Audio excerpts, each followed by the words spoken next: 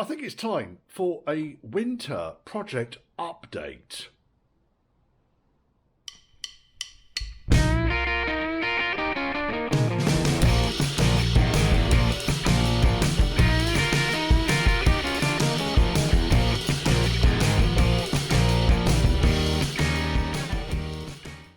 Before we go too far into this video, can I please urge you to check that if you thought you were subscribed, yes, subscribed, then just double check you are still subscribed. If you want to click that little notification thing as well, all helps the algorithms. The channel's not growing.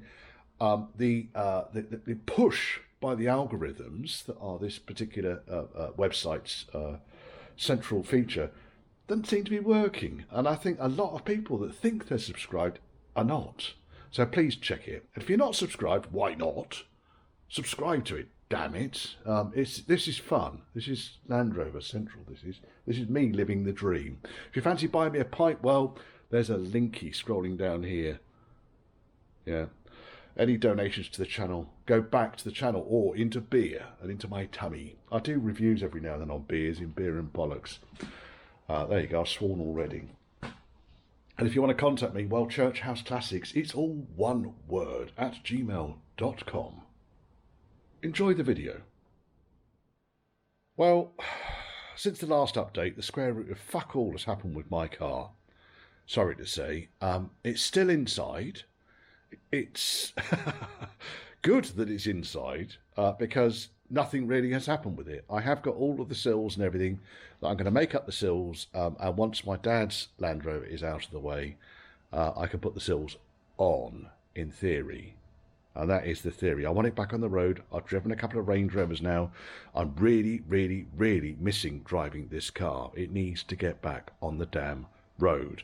However, the level of work that I'm going to do this means that I don't want to be doing that anytime soon. And I'm not prepared, as you've seen in the series on this car, I'm not prepared to do things half-arsed. So the sills are compromised. I'll take you round over here. Should be just about enough. This end of the workshop's actually tidier.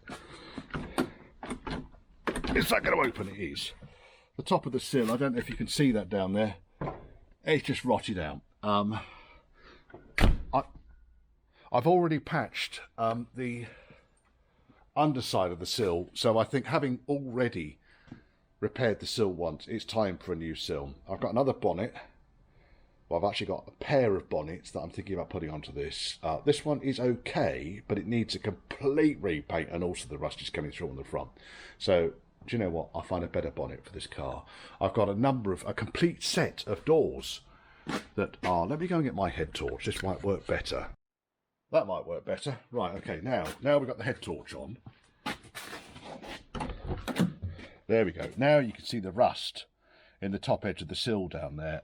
And it really doesn't look very nice in there. So I think we're talking about complete sills. We're talking about stitching them in properly. Let's do it properly. We've done the back arch, inner floor on this side. It's all done.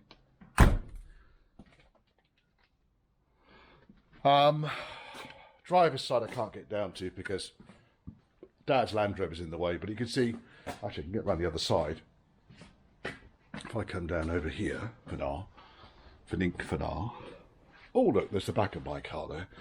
So I put the rear arch in, and I've welded the arch in here. This should open.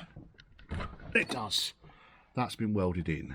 And the sill needs doing, but everything is in the right sort of height. I've extended the bottom of the C-pillar down. That's all looking good.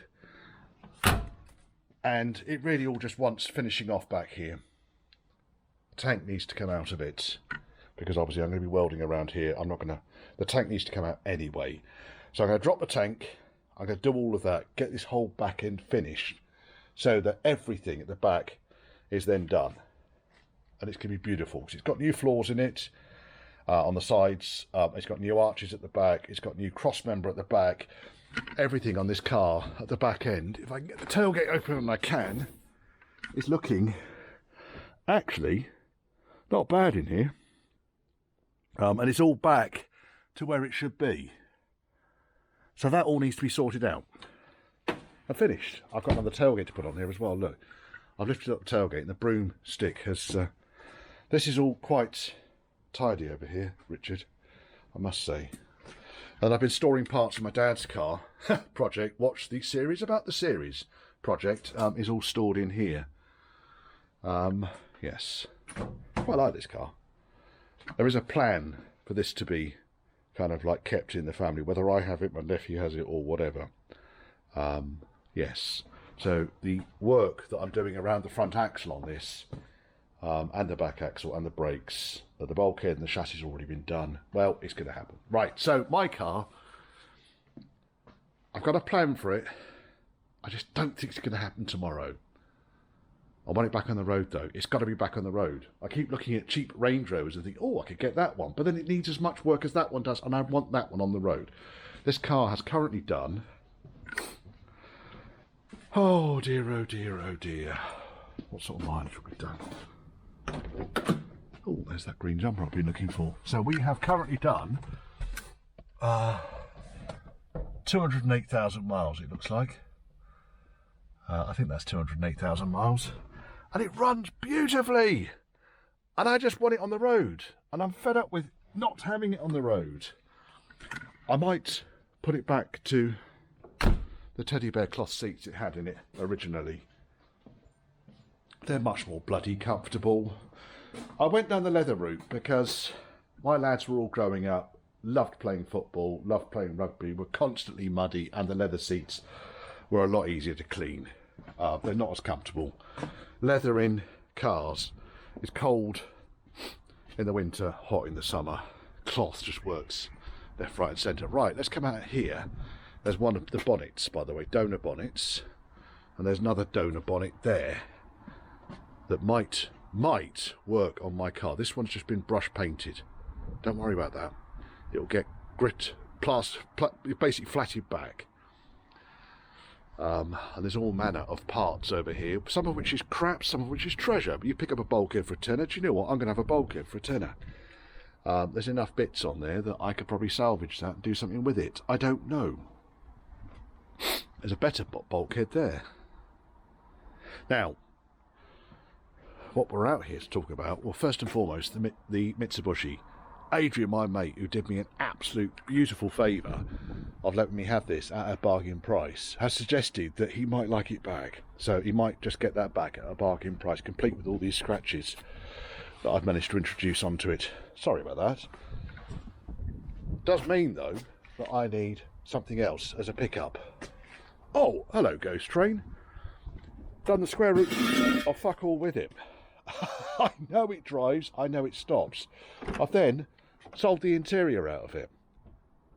Why, you think? Why? Are you going to break? No, I'm not going to break it. I have then got a complete interior from a 1989 Range Rover, including the loom, which I'm going to put into it. Before I do that, I need to replace, I can take my head torch off now, I need to replace the sills. Checker plate is not a viable sill structure.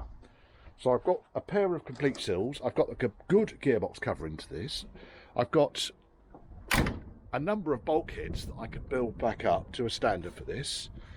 Let's get this on the road. I think with a pair of sills, work to the bulkhead, the inner wings on this are not bad, I've got a better bonnet to better bonnet to go onto here. I just dug all that crap up there to find out what was going on there. Get this on the road. And then if I get this on the road before Steve the Body's got his Mark, it's not a Mark II, it's a 240 Jag on the road. There's a bottle of whiskey in that for me. I kept the goalpost side sections off the Lincoln Green car because I'm going to potentially utilise those at the back end here. So from the waist down, I've discussed it before. I just need to fucking do it, don't I? The seats that are in the Lincoln Green a-suffix over here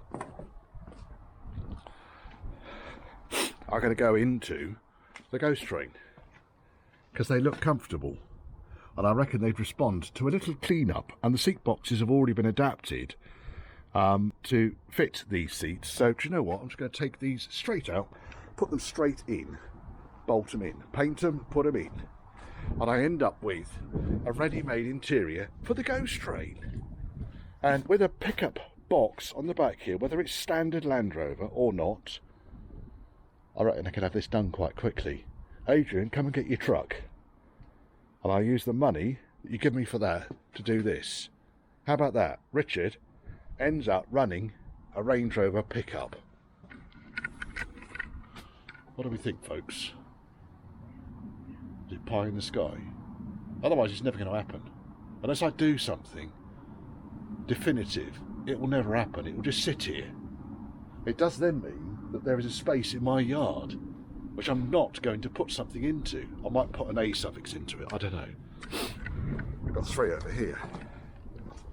If you want an a-suffix, and these 3 are matching numbers, apart from this one which has got a diesel engine in it, but otherwise it's got matching numbers. So we've got matching numbers a-suffixes here.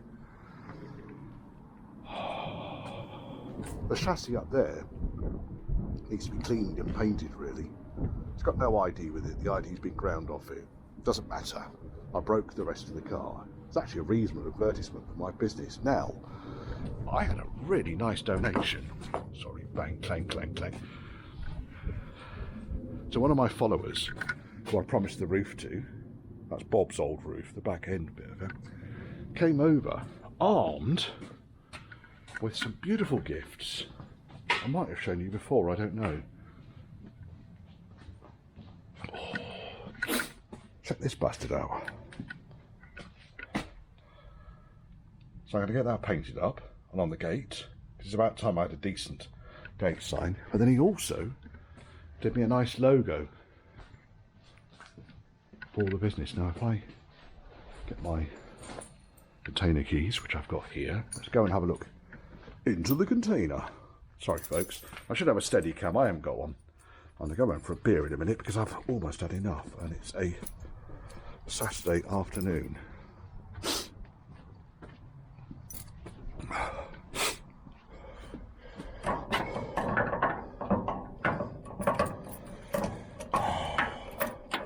I'm hungry. I don't know why I'm getting hungry. Right.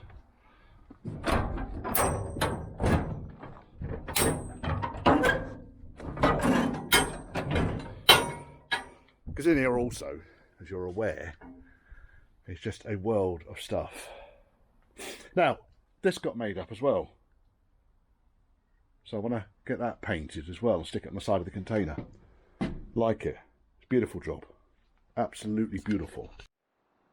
Now I know I just said that I can get a space in the workshop here, but I got the makings of an 88 Series 3, which is the car I took apart. And I've got the ID for it still, and I've got the rear tub front wings, I've got the interior, I've got the loom, I've got the gearbox, which is down over there, I have got the engine, which is in my workshop.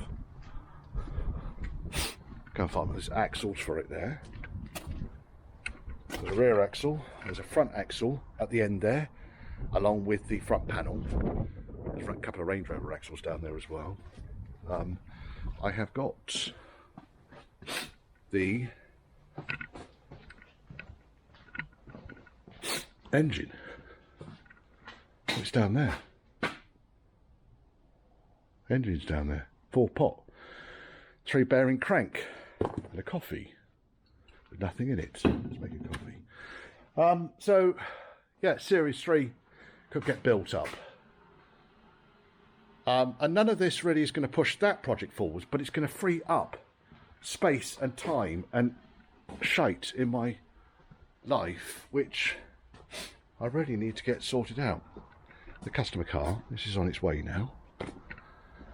So what do you reckon? Ghost train? Yeah.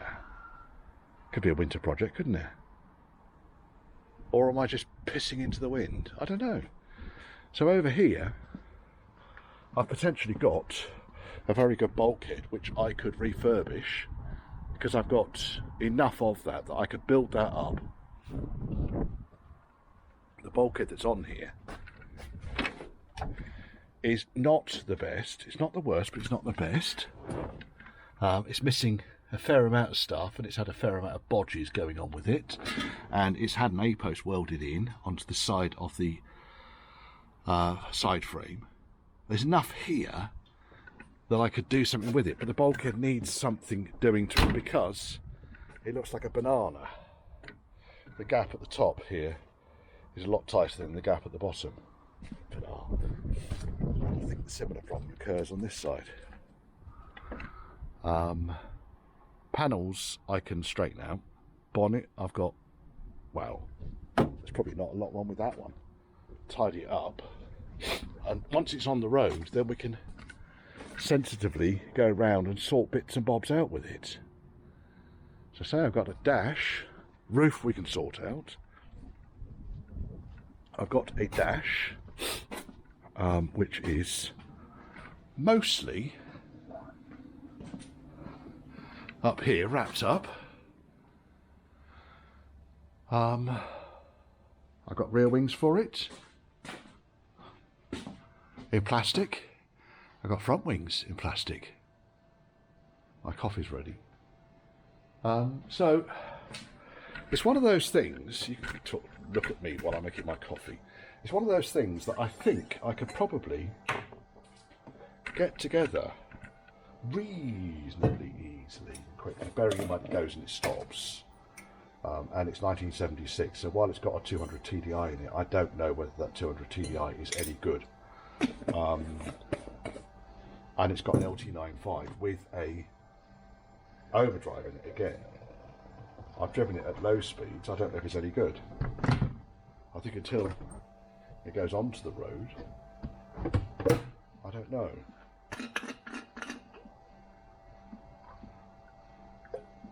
So we can see.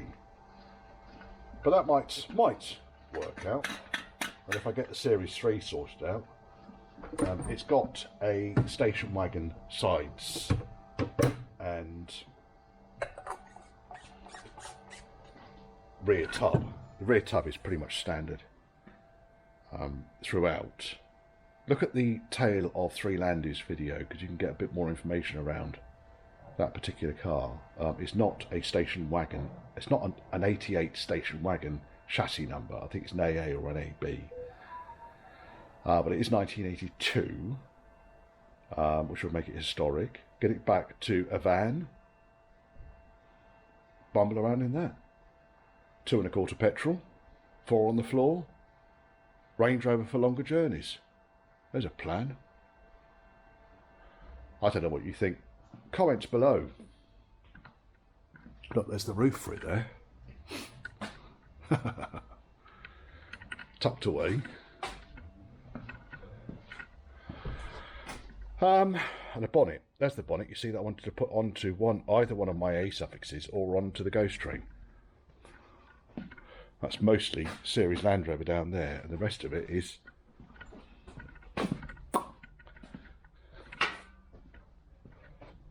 in boxes over here.